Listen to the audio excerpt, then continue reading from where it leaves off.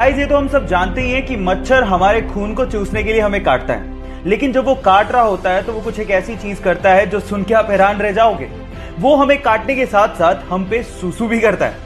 एक रिसर्च से पता लगा है कि कोई भी ब्लड सकिंग इंसेक्ट्स हमें काटने के साथ साथ हमारे शरीर पर सूसू भी करता है, क्योंकि हमारे ब्लड से उसे न्यूट्रिशन चाहिए। लेकिन हमारे ब्लड में न्यूट्रिशन के साथ साथ बहुत मात्रा में सॉल्ट भी होता है, जिसे वो यूरिन के थ्रू फटाफट से बाहर निकाल देता है। तो अगली बार जब आपको काटे तो आप याद रखिएगा वो आप पे सूसू भी कर रहा है। So take care about it. या आप पहले से जानते थे? नहीं जानते तो चैट सेक्शन में लिखना मत भूलिएगा। गाइस, अगर आप राजस्थान की राजधानी जयपुर गए हैं तो आप लोगों ने हवा महल तो जरूर देखा होगा।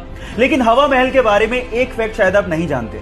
पूरी ही दुनिया में हवा महल इकलौती ऐसी बहुमंजिला इमारत है जिसकी नींव है ही नहीं, यानी कि इतनी बड़ी बिल्डिंग बिना नींव के खड़ी है। इसके आगे की वॉल की मोटाई 8 इंच है, जिसके सहारे 5 मंजिला इमारत को खड़ा किया गया है। पूरी ही दुनिया में ऐसा आर्किटेक्चर का बेहतरीन नमूना शायद ही आपको देखने को मिले, जहां पर इतनी बड़ी बिल्डिंग फ्लैट सरफेस पर सालों से खड़ी है। गाइस, इंडिया भी आर्किटेक्चर में किसी से कम नहीं है, तो इसके लिए एक लाइक तो बनता है। प्लास्टिक हमारे लिए, एनिमल्स के लिए, समुद्री जीवों के लिए और इस एनवायरनमेंट के लिए बहुत खतरनाक है, क्योंकि इसको यूज करने के बाद उसका क्या किया जाए ये नहीं पता, क्योंकि अपने आप से खत्म नहीं होते। अब इसका ऑल्टरनेट क्या है? साइंटिस्ट लोगों ने इसका ऑल्टरनेट निकाल लिया है, जिसे हम सोलू बैग के नाम से जानते हैं। एक्चुअली सोलू बैग कैल्शियम कार्बाइड और नेचुरल रबर के कॉम्बिनेशन से बनाया जाता है। अब ये दिखता है एकदम प्लास्टिक के जैसा है, लेकिन इसकी खास बात यह है कि जैसे यूज करने के बाद अब इसको पानी में डालेंगे, ये पानी में चुटकियों में डिसॉल्व हो जाता है। और साइंटिस्ट लोगों का यह भी कहना है कि गलती से भी वो पानी किसी ने पी लिया तो उसके लिए कोई खतरा नहीं है। बस प्रॉब्लम यह है कि मॉनसून के दिनों में इसको इस्तेमाल करना थोड़ा सा डेंजरस है, क्योंकि अपने आप से डिसॉल्व हो जाता है। लेकिन अपनी प्रकृति के लिए हम लोग इतना कॉम्प्रोमाइज तो कर ही सकते हैं। क्या आपको पहले से बात पता थी? और नहीं पता थी तो चैट सेक्शन में लिखना मत भूलिएगा। गाइस, अगर आप लोगों को क्रिकेट में इंटरेस्ट है तो मेरे एक सवाल का जवाब दीजिए। मेरा सवाल यह है कि पूरी दुनिया में ऐसा कौन सा देश है जिसने 60 ओवर, 50 ओवर और 20 ओवर का वर्ल्ड कप, यानी तीनों वर्ल्ड कप जीते हों? क्या आपके पास जवाब है? मैं आपको देता हूं। वो है हमारा देश इंडिया। गाइस, इंडिया ने 1983 में कपिल देव की कप्तानी में 60 ओवर के वर्ल्ड कप जीता।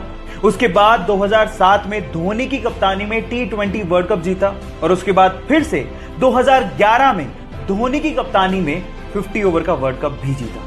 क्या आप पहले से बात ये जानते थे? और अगर नहीं जानते थे तो चैट सेक्शन में लिखना मत भूलिएगा।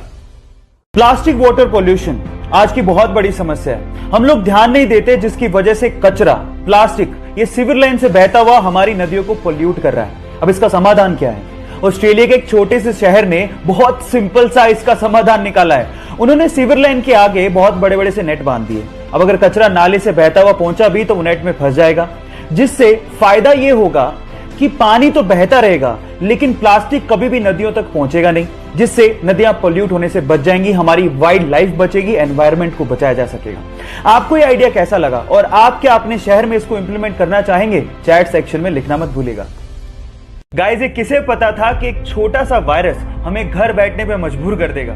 और फिर उसके बाद आज से 33 साल पहले शूट हुआ एक पौराणिक सीरियल हमें दोबारा से दूरदर्शन पे देखने को मिलेगा, और उसके बाद यही सीरियल पूरी ही दुनिया में व्यूअरशिप के झंडे गाड़ देगा। यस गाइस, ये बिल्कुल सच है। रामानंद सागर ने आज से 33 साल पहले यानी कि 1987 में रामायण सीरियल को शूट किया था, जिसे कोरोना के चक्कर में गवर्नमेंट ने दोबारा दूरदर्शन पे दिखाना शुरू किया। और 16 अप्रैल को, you can't even imagine, 7.7 crore की व्यूअरशिप के साथ इसने वर्ल्ड रिकॉर्ड बना दिया है।